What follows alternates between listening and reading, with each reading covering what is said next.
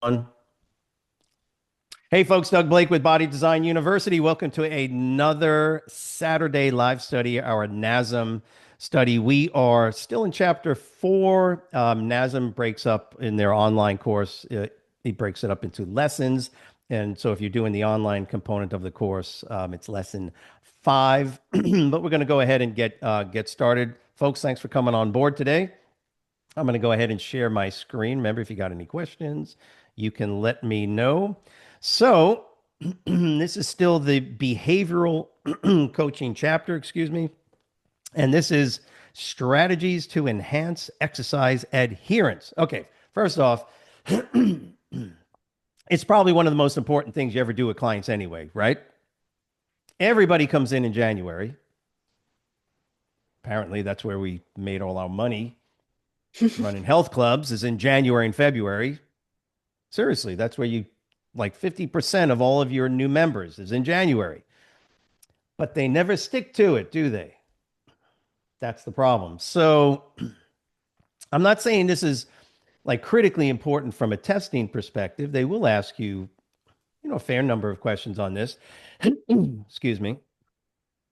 But the key here is to understand that in the real world, this is one of the most important things we ever do is establish a pattern of behavior where people adhere to the exercise plan and the nutrition plan. Okay. So Nazim's going to give you a little intro on this. And we move right into, by the way, read the stretch your knowledge box. It's not a bad idea to do that here. What they're going to talk to you more than anything right now is the SMART acrostic. How many of you guys ever use this? Anybody ever use the SMART acrostic? SMART, specific, measurable, attainable, realistic, and timely.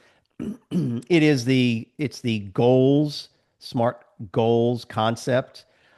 When we create goals for individuals. Yes, Francette. So sorry, my Zoom like picked up that I went like this and it's Oh, okay. So you just raising your hand, but you didn't yeah, have so a I question. yeah, I undid the auto All right, gotcha. yeah. So I teach the SMART goals all the time, and I will say this that it's a great framework to start with. It really is. But there are some assumptions to the SMART acrostic. There are some assumptions. Number one is that people actually know what their goals are, because some people don't. That doesn't take too long to figure it out, by the way. What would you think most people will have as a goal? They come in and they want a personal trainer.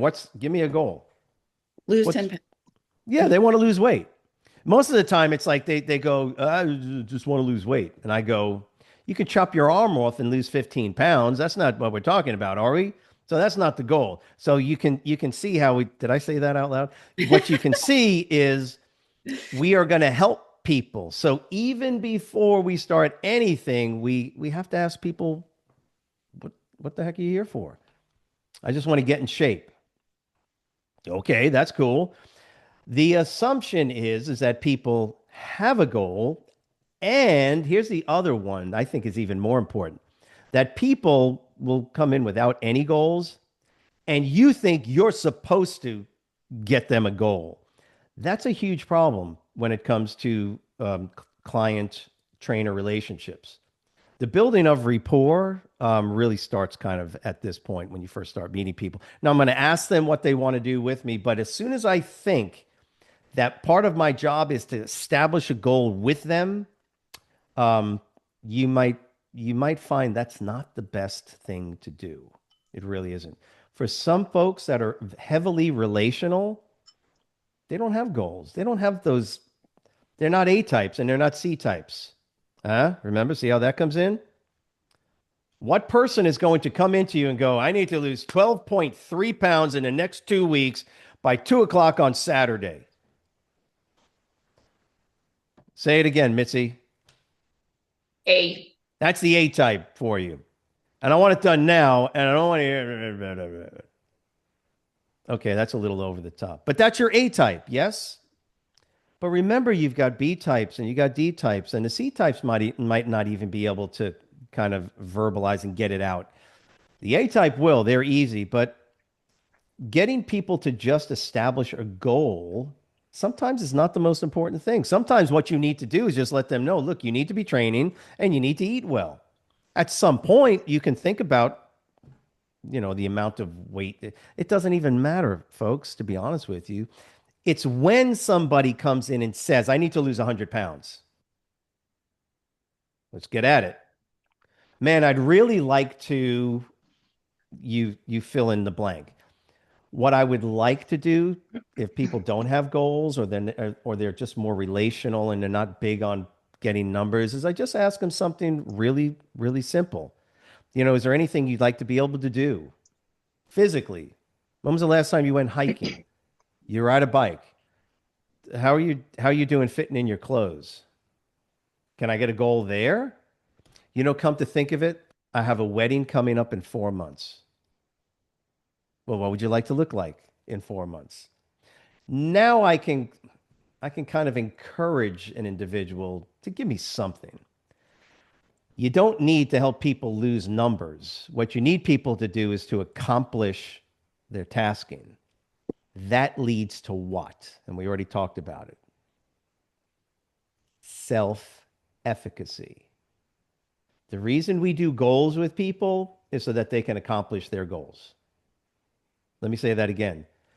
The reason we have goals or we help people and encourage people to develop their a goal or multiple goals is so they can accomplish those goals, which builds self-efficacy, which does what? Builds commitment, which does what? Builds discipline. And then hopefully that's what all of you have done. You may not have thought about it like that, but that's what you did. Every one of you. Every one of you, you doing your whatever, like Katie. I know Katie, did you compete again? Katie, don't you compete like every other week or something? Not yet, December 13th. Okay. We're very excited Six for you. weeks today. Oh man. So she has a goal, and this is what we do, and we want her to accomplish all of those little mini goals that we go through. So NASM, what NASM is trying to do is to give you a broad overview. So let's go ahead and go back. Behavioral strategies, yes. And then here it is, goal setting. Like I say, some people will come in with goals. If they don't be so quick to say, well, don't you, how does this sound? Francette, do you have any goals? Say no. No. No. Don't you want to lose like 25 pounds though, Francette? Ouch. Ouch. You don't say that to people. That's why we don't impose our goals onto them. If they don't have a goal, I go, okay, no worries, no worries. What do you like to do? And I'll just go into the conversations where I normally do. Well, do you like to go walking? Do you walk? Do you hike? Do you do? I'll just say anything to get them to consider that maybe there is a goal in there somewhere. Well, yeah, come to think of it, maybe I don't know. I mean, I don't need to lose a lot of weight, but I'd like to get in shape. Great. Perfect. Perfect. By the way, we can flesh that out. And we will, but I'm not going to force the issue. But when you do get a goal from somebody, now we can move into the standard SMART acrostic. The idea is that a goal that you have in life, whatever it is, should abide by one, two, or more of these concepts right here. The goal needs to be specific and or measurable and or attainable, at least realistic. Most people will say that the two of these are basically the same, and to a certain extent they are, and timely. And of course, what NASM will do is they will explain each one. Remember, anytime you turn a page and you get bullet points, what should you do? Beep, beep, beep. You go to the bullet point and try and crush them down to one or two words or three words if you can. So in this case, directing attention and effort toward relevant activities away from counterproductive activities. I might, for that bullet point, I might write, relevant versus counterproductive activities. I might do something like that. That's just off the top of my head. Energizing action and effort. There's 4 words. I don't know. Maybe just keep it that way. Influencing persistence of effort. Have no idea what that means. Leading people to seek out goal relevant information. You are encouraging people to try and figure out the goals. So, specific means what? The intended goal outcome should be clearly defined. Let me give you a quick thought about this. Depending on what you're trying to accomplish, specificity can be really helpful or not so much. If you're trying to lose a certain amount of weight, yeah, specificity really, really is helpful, right? My doctor said I need to lose 50 pounds. You might say to somebody, a good starting point for weight loss or fat loss is 10% of your starting body weight. So if you weigh 200 pounds, our first goal is to get you to 180 pounds. A doctor might say that. Okay. I've done that with very heavy people. I've dealt with people in the 400-pound range. You're not telling somebody, all right, 200 pounds, let's do it. That's not how you do it, Terry, right? It's not how we work it. We're looking for 10% of body weight, a 400-pound person. Getting that first 40 pounds can happen in literally 2 weeks, 3 weeks. You get them on a keto diet, cut out carbohydrates, get rid of all that stuff, up the water intake. I've had some people lose a ton of weight in just 2 to 3 weeks. Oh, it's all water, Doug. Mm-hmm. And that's a bad thing? No, they probably have massive edema. They're probably already on a ton of meds if they're at 400 pounds. Trust me, right? They're on antihypertensives and they're on, right? Okay, guys. So things like that, 40 pounds, that's what we're working with. That's very specific. The number 40 is very specific. Does that make sense? Yes. What we do know is that when you have high level of specificity to the goal, chances are, not always, but chances are that specificity bleeds right into measurable. Because if I say you got to lose 40, now I can measure as we track that. I know when you've lost 10 pounds. I know does that make sense? So it's a really good idea to be able to measure, right, the movement toward the goal, whatever it was you're using as your criteria. If it's pounds, how about body fat percentage? Okay. If you're Katie, what's Katie's goal? To lose what? 2.3 pounds of subcutaneous water? That's not a goal. That's one night, right? And that's it. It's like, don't drink any water and you get what I'm saying. That's not a good goal, but the average person that's saying I need to lose 20 pounds, 25 pounds, or somebody, I'll give you another example. I'm looking at any of you and I go, how about 10 pounds? Yes. Does anybody want to lose 10 pounds? 5 pounds? Well, that's specific. How measurable is that, though? 5 pounds. Mimi says, Doug, I want to lose 5 pounds. And I go, don't eat and have a good bowel movement tomorrow morning. That's like 3.5 right there. And you know I ain't kidding. But that doesn't help us, does it, Mimi? However, Mimi says to me, Doug, I'm at 20% body fat. I want to get down to 15. Now I got something to work with, because what's going to be, the time length to go from 20% to 15%? You get it? In a woman, that could take me 6 to 8 weeks to do that.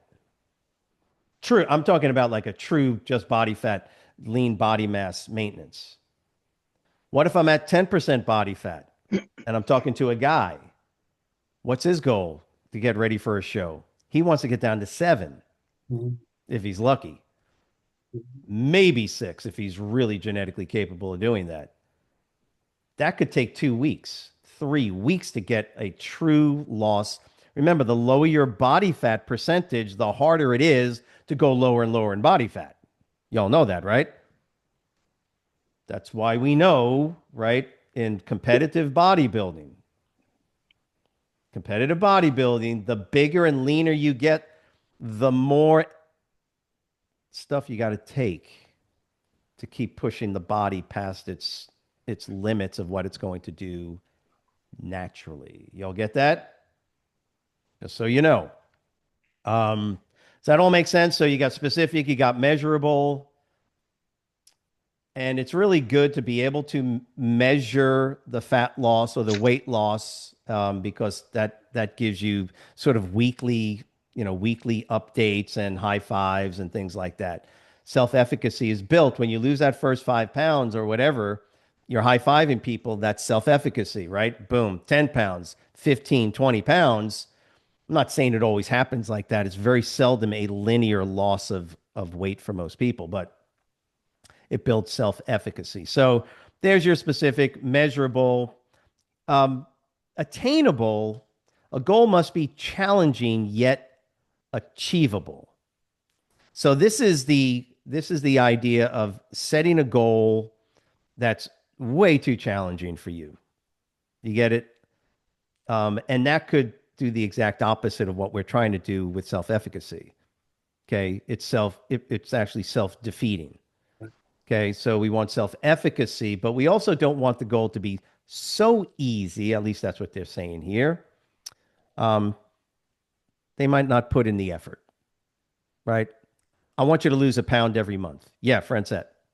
I was gonna say I did a practice question on this and it was very tricky. It said like name the SMART, and Mm-hmm. under attainable, it changed the word attainable to achievable, which was very tricky because it's kind of means the same thing. But Yeah, it that does mean the same thing, and this is where, although it's not the same, that word realistic can there can be sort of an overlap, but achievable, I think they're pretty much the same. Achievable, attainable. I would venture to guess. Did you get it correct, by the way?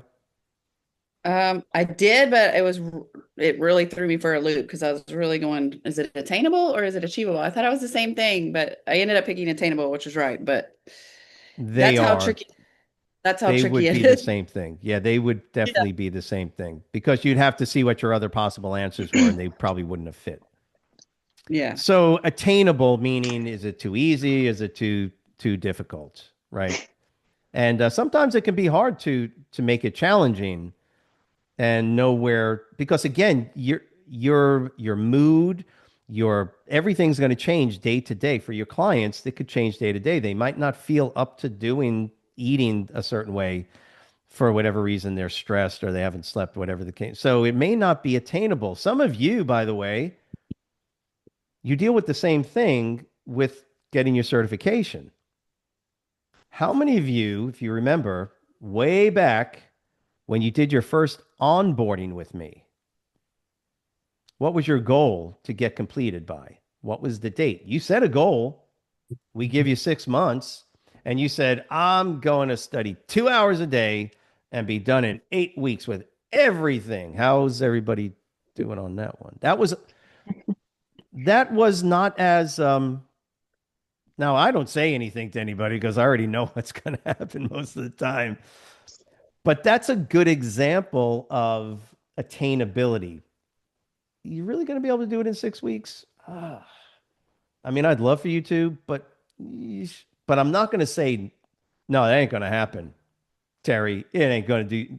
Who you kidding, Terry? Terry's like, yeah, no, 6, 8, 10. So, by the way, just so you know, is when you set that initial goal, you have to make adjustments. You got to make adjustments to this. So now you realize 2 hours a day of studying, that can be a challenge, right? You know you got 2 hours, but you ain't doing 2 hours of studying. You're watching TV and you're doing all this other stuff because it is what it is, folks. It's life and all over you. So that's the idea, is that if it's attainable, but not so easy, it will be challenging. And then we move on to this idea of, is it realistic, relevant? By the way, you'll see the word relevant in place of realistic as well. It depends on who's doing the smart goal analysis, but they're meant to mean basically the same thing for the most part, right, Francette? Yeah, and then they start with the same letter, which is what makes it even more tricky. So realistic, and by the way, it might not be relevant to you. That's what makes it unrealistic. Mm, But realism, the realistic is more of the general concept. The relevancy is a subset of why it's not realistic. Does that make sense? yeah. It may be possible for a particular client when viewed in context of their lifestyle. For example, it may be unrealistic for a busy business owner who works 10 or more hours per day to lose 100 pounds in 6 months. I don't know why, but that's what they're using as an example. Um, you guys know how tall I am? 6 foot. What? Stayed about 6 foot. That's Yeah. my attitude, Terry. But that's not my real height. 5'10". Let me just say, I'll say it this way. If my goal was to be an NBA basketball player, that would be unrealistic Okay. for many reasons. I have no interest in taking a pay cut. No, I'm just kidding. I have no interest in being, but I'm not tall enough. It's just unrealistic. And my vertical, Terry, my vertical is about 1.5 inches. Oh, wow. That's my vertical.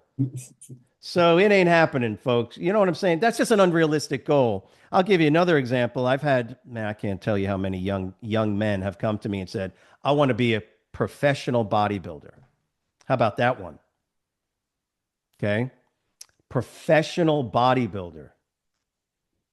Are you, you've never seen a bodybuilding contest, apparently, because I want you to look in the mirror and I want you to understand something.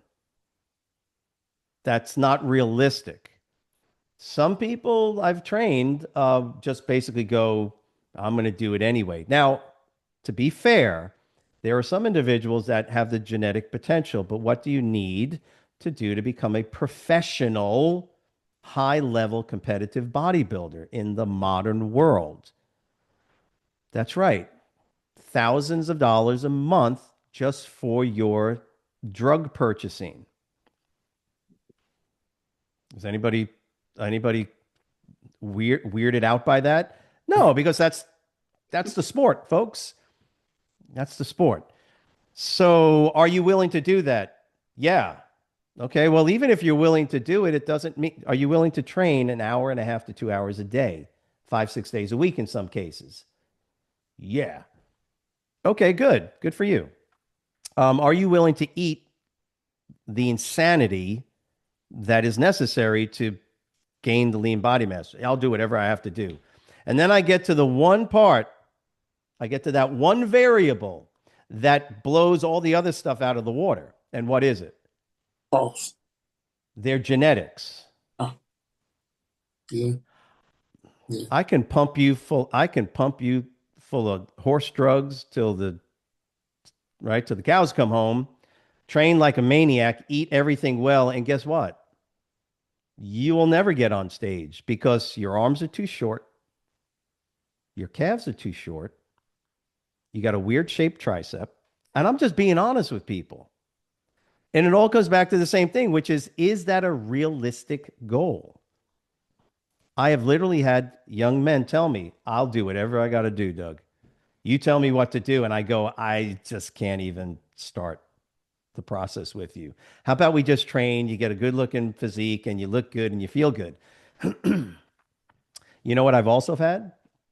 I've also had some genetic freaks who, if they just train and eat well, they can already get on stage. Mm-hmm. I ain't kidding. Um, Those people are far few and in between those. Does that make sense? It's not realistic. Okay, I've got Mimi or Katie. Katie comes in and says, Doug, I want to lose 30 pounds.